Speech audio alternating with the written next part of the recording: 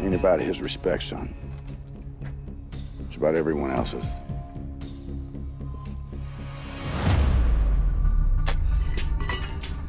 What you call low man work, Jimmy? I mean, Walker's a piece of shit in my mind, but he doesn't understand what the brand really means. You know, he's got to hold his weight for wearing the brand and also being a wrangler on the ranch. You know, he's heard of the Yellowstone Ranch before and what it stands for and what it's all about. You know, I don't think he really knew the inner dealings of what was going on there, but I think he's the kind of guy who's looking for some new opportunities and goes wherever the wind blows. But then he consults Beth and myself and says something that's disrespectful. Well, I reckon I got a fondness for the farmer's daughter. Guess we got that in common, don't we? He's not afraid to play with fire a little bit, so to speak. And so I ended up breaking a wire, which hits him in the face, and he pulls a knife, and then he tries to stab me with it, which, you know, it's a bit of a joke. But it's Ryan Bing, and I love his music. We're actually really good friends off camera. It's hard for me not to laugh and take him so seriously when we're in those scenes, but he's such a great actor. Like, you know, when he comes in the door and he's giving you that look, it's like, it's on, you know, from the get-go. And it's inspiring to work around, you know, such great actors, especially because I haven't done a lot of this stuff before. Wherever you go, Walker, I'll find you. This opportunity is what you make of it, Monica. And you should look into faculty housing. There's housing? Monica, she is a provider, so she kind of learns how to take care of herself. We're moving? You like it? She does that through getting the job at the university. I'll teach you what happened to my people and to yours. Especially because she is really a history teacher for all purposes. She wants to change the ending. Feels right. For Tate and for me. She wants a different life for her son, and she doesn't want him to fall into the Dutton trap. I miss him. What happened? You happened, Dad. And everything happened.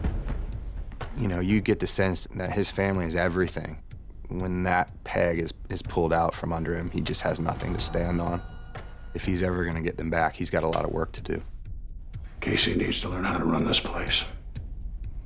Kayce is the golden son, and he wants him to be the figurehead of the ranch, the continuation. He needs to learn how to lead these men, and he can't do that while he's living with them. So John doesn't have what you call a great bedside manner. I'm going to ask you to step down in case he's going to run the bunkhouse. I know this is a bitter pill. I get that. Rip has been demoted. One of the most beautiful relationships in the show is between Rip and John. That friendship and that sort of how they communicate, I love. You understand what I'm asking? He wants his son to be a part of the family business, and, you know, I take a second seat to that. He needs to see if Kayce can do it. The reality is Kayce is not going to run the bunkhouse the rest of his life.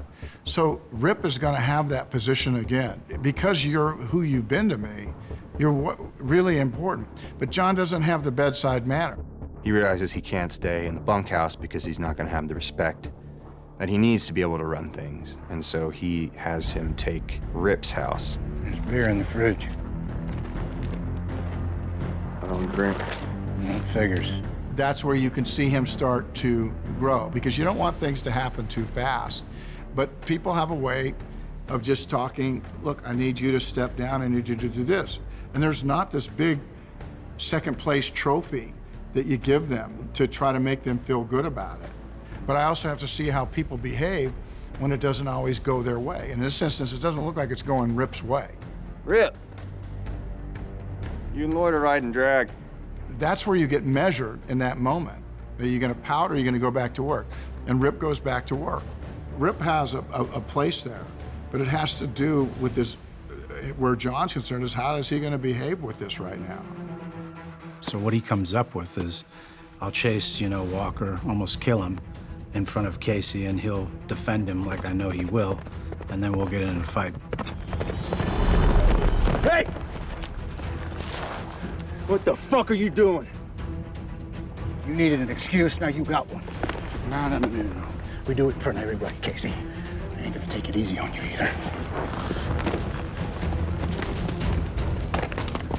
Ultimately lead to them having to have this public display of like changing of the guard. And everyone there needs to know who the boss is now, and John wants it to be Kayce.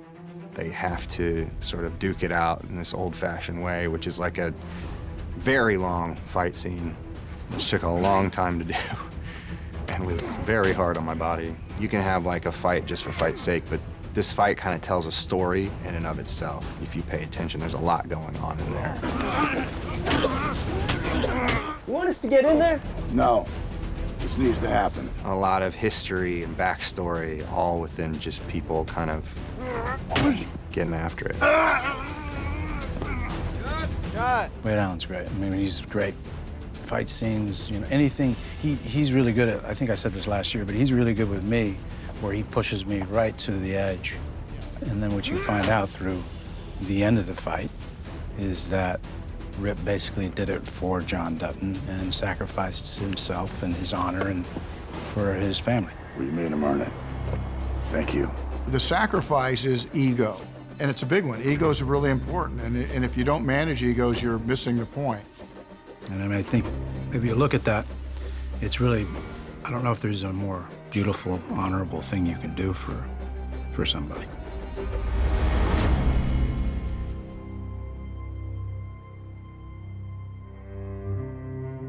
I know there's a lot of warmth between those two characters, but when Kayce comes back, it's almost like Rip.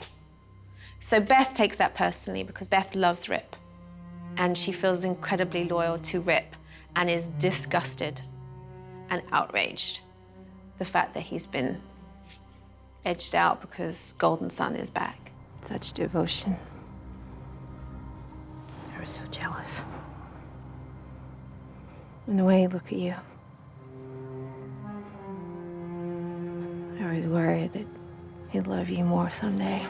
When she says, I was jealous that he would love you more, meaning John would love Rip more than her, she's very honest about that.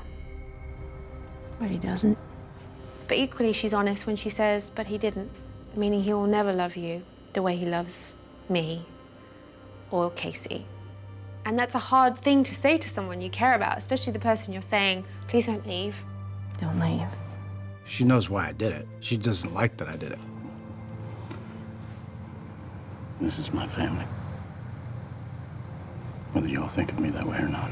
I think that kind of surprises her and pisses her off. She's torn. She doesn't want him to leave for her, but at the same time, go, find somewhere else. You start to see the inner workings of Beth in this season, which we got a hint of last year, and that's when I'm really attracted to the character.